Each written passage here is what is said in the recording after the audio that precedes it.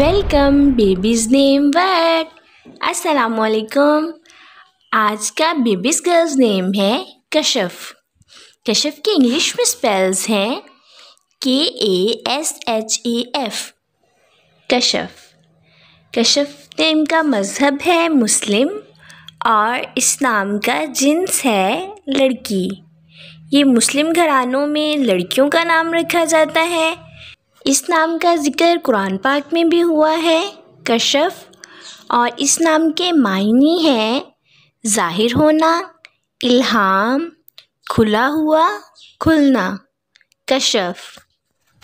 उर्दू में इसके 3 हरूफ और 1 लफ्ज़ बनता है कशफ, और इंग्लिश में इसके 6 वर्ड 1 लेटर कशफ। तफसील है इसकी कशफ रज़ाक, कशफ अली।